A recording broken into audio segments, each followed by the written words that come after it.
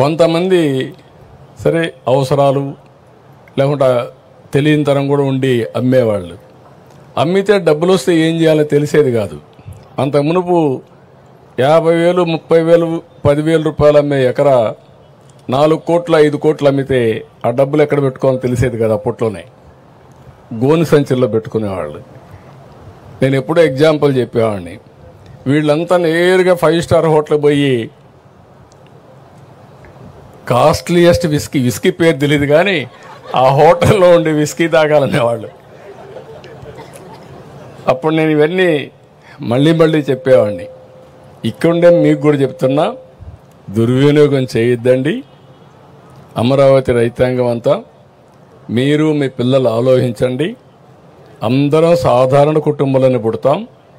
వచ్చిన అవకాశాన్ని ఉపయోగించుకుంటే మనం అనుకున్న స్థాయికి ఎదిగేదానికి అవకాశం ఉంటుంది. మీరు ఇంటికి ఒక ఆంట్రప్రెన్యూర్ అన్నాను.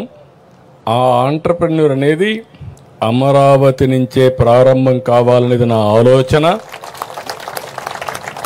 ఇక్కడ విట్టు, ఎస్ఆర్ఎం, రేపు రాబోయే రోజుల్లో టెక్నాలజీ కోసం బిట్స్ పిలాని ప్రపంచంలో ఉండే యూనివర్సిటీస్ అన్నీ వస్తాయి. ఇక్కడే మీ భూమిలో మీరు చూస్తే క్వాంటమ్ కంప్యూటింగ్ వస్తూ ఉంది. క్వాంటమ్ వాల్యూగా డిక్లేర్ చేశాను. Please subscribe to Leo news for more videos.